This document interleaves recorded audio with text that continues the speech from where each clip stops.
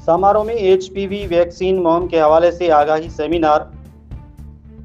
समारोह से doctor M लाल वाघानी की रिपोर्ट के मुताबिक असिस्टेंट कमिश्नर समारोह की सरबराही में डॉक्टरों और माहिरीन सेहत ने एचपीवी वैक्सीन के हवाले से आगाही फराहम की।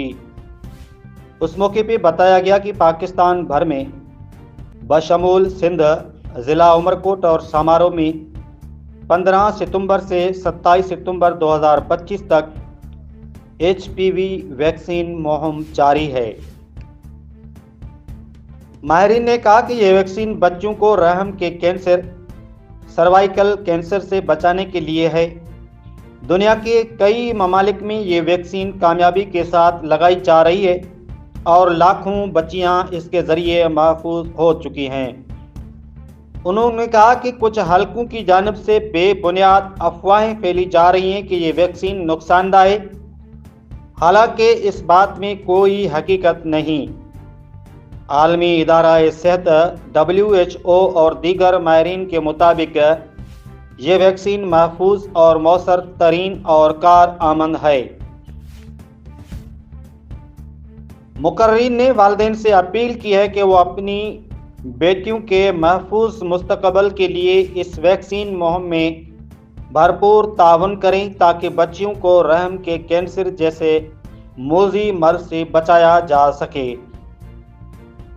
उस मौके पे माहिरीन ने याद दिलाया कि माजी में भी पोलियो, खसरा और दीगर बीमारियों के खिलाफ वैक्सीनेशन मुहिमात चलाई गई हैं। इब्तदा में उन पर भी एतराज़ सामने आए थे, मगर उन वैक्सीन्स ने लाखों जिंदगियां बचाईं और कई खतरनाक बीमारियां जड़ से ख़त्म हो गईं।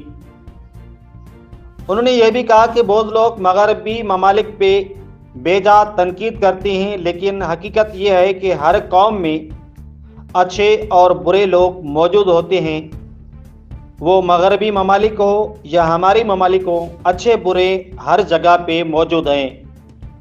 जो जुल्म करते हैं वो कोई और हैं, जबकि जो अच्छे हैं वो उन्हीं ममालिक में इंसानी हुकूक के लिए आवाज़ भी बुलंद करते हैं, चाहे वो मगरबी ममालिक में हो चाहे वो अपने ममालिक में हो। अच्छे अच्छाई करते हैं, बुरे बुराई करते हैं। इसलिए वालिदैन को चाहिए कि अफवाहों पे यकीन ना करें और अपने बच्चों की सेहत को तरजीह दें। माहिरीन ने कहा कि एक तरफ वो लोग हैं जो मुफ्त में हमारे बच्चों का इलाज और बचाव फराहम करते हैं, जबकि दूसरी तरफ हमारी अपनी हुकूमत एक बुखार की गोली तक देने से कासिर है। लिहाजा वालिदैन को चाहिए कि वैक्सीनेशन टीमों से भरपूर ताउन करें और अपनी बच्चों के महफूज मुस्तकबल को यकीनी बनाएं। ये खसूसी रिपोर्ट डॉक्टर एम लाल वाघानी की समारोह नेशनल प्रेस क्लब रजिस्टर्ड की जानिब से पेश की गई।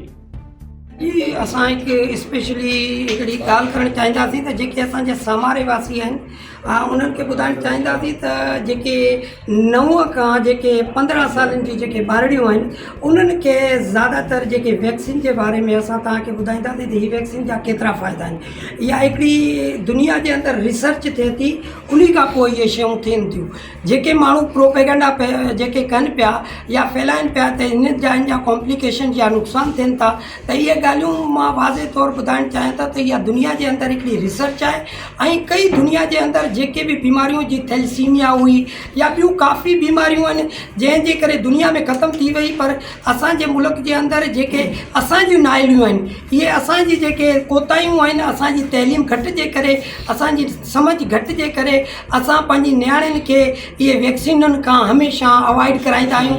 ऐं असां कोशिशि कंदा, असांखे कोशिशि करणु खपे असांजी जेके नंढड़ियूं नियाणियूं आहिनि जेके 9 खां 14-15 सालनि ताईं जेके आहिनि उन्हनि खे स्पेशली तो जेके कैंसर जी बच्चादानी जो जैसे सिंधी में चइजे तो वो बच्चादानी जो जेको कैंसर थींदो आहे इहो जे वैक्सीन न जे करे हर साल जेका रिसर्च थी आहे त 100 मां 70 जेको औरतूं आहिनि उन्हनि खे सर्वाइकल जो जेको कैंसर थींदो आहे जंहिंजे करे उन्हनि खे मरणो पइजी थो वञे।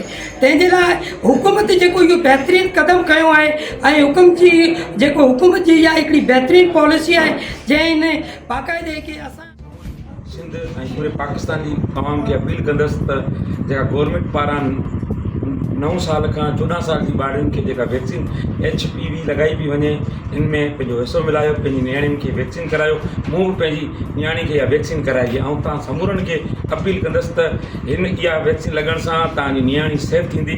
इन करे हिन क़ौमी ही जेका मुहिम आहे हिन में पंहिंजो हिसो मिलायो। आउं Jalal Ahmed first level supervisor UC Samaro. अॼु तव्हां सां HPV जे मुहिम जे हिसाब सां मुखातिब थियो आहियां। जीअं त 3 ॾींहं थी चुका आहिनि हीअ HPV जी मुहिम हलंदे। अॼु ताईं असां तक़रीबन तालका सामार में 3000 जेके आहिनि ॿारियूं वैक्सीनेट करे चुकियूं आहिनि। पंहिंजी गुलनि जे ॿारनि खे बचायो, पंहिंजी धीउ सिहतमंद हूंदी त पंहिंजो घरानो सिहतमंद हूंदो। मां सरदार गुलाम मुस्तफ़ा कासकिरी पंहिंजे सामारो वासियुनि तालुको कयां। मां सामारो तालुके समेत सिंध वासियुनि खे पंहिंजी बिरादरी समेत सिंध जे हर बिरादरी जे ॿाहिरि खे अर्ज़ु कंदुसि त सर्विकल वैक्सीन ज़रूरु करायो, पंहिंजी नियाणियुनि खे महफ़ूज़ कयो। वासियुनि खे ऐं हीउ पैगाम थो ॾियां त हीउ सर्वाइकल कैंसर जेको 15 साल खां 14 साल ताईं जे ॿार 9 खां 14 ताईं जे जेके ॿारियूं आहिनि नियाणियूं आहिनि उन्हनि जे भले लाइ जेको लॻाए पियो वञे क़ौमी मुहिम आहे। नियाणियूं आहिनि उन्हनि जे भले लाइ जेको लॻाए पियो वञे क़ौमी मुहिम आहे। उन में भरपूर नमूने सां असांखे ताउन करणु खपे। जेके टीमूं अचनि थियूं सिहत खाते जूं उहे असांजे भले लाइ इहो कमु कनि पियूं। मुख़्तलिफ़ माण्हू इहो इशू पिया उथारीनि त इहे जेके आहिनि से ख़राबु आहिनि या अॻे बि जीअं इशू उथारींदा आहिनि त हिन में का बि ख़राबी कोन्हे। असां पंहिंजे घर जे जेके नियाणियूं आहिनि उन्हनि खे लॻारायो आहे ऐं सामारे वासियुनि खे अपील थो करियां त पंहिंजी नियाणियुनि जी हयाती बचाइण लाइ पंहिंजी नियाणियुनि खे इन मूज़ी मर्ज़ खां बचाइण लाइ महिरबानी करे जेका इंजेक्शन जेके हीअ टीमूं अचनि थियूं वैक्सीन इहे लाज़मी करणा आहिनि ऐं कंहिं बि ख़ौफ़ में मुब्तला न थियनि। महिरबानी कनि पंहिंजी नियाणी जी हयाती बचाइणी आहे त उनखे जेको आहे सो इहो करिणो आहे। भेनर आहिनि ऐं नंढड़ियुनि जे लाइ जेका सर्वाइकल जो वैक्सीन जेको अची इजाद कयो आहे ऐं उन्हनि जे लाइ ऐं मां सभिनी जेके पंहिंजे सामारे वासियुनि जे जेके पंहिंजा ॿाहिरि आहिनि ऐं जेके दोस्त आहिनि उन्हनि खे चवंदुसि त ख़ुदा तव्हां इन्हनि शयुनि खां इन जो को बि साइड इफेक्ट न आहे। इन जो वधि में वधि जेकॾहिं साइड इफेक्ट आहे त मथे में सूरु थिए थो जेको आम वैक्सीन में थिए थो। ॿियो इन जो जेको बुखार थिए थो उहो थिए थो पर इन जे लाइ को बि उहो बाक़ी वधीक नुक़सानु न आहे। तव्हांजे लाइ महिरबानी करे तव्हां जेके बि आउं अर्ज़ु कंदुसि त तव्हां जेके गवर्नमेंट जी जेके पॉलिसी आहे इन ते अमल करे सभु वैक्सीन लॻारायो जीअं जेके वॾी उमिरि थियण खां पोइ कैंसर खां बची सघे। इहो मुंहिंजो पैगाम हर सामारे वासियुनि जे लाइ आहे त जेकॾहिं तव्हां वटि जेको को टीम अचे थी त ख़ुदा उन्हनि सां ताउन करियो ऐं उन्हनि सां गॾु मिली पंहिंजी नियाणियुनि खे वैक्सीन करायो।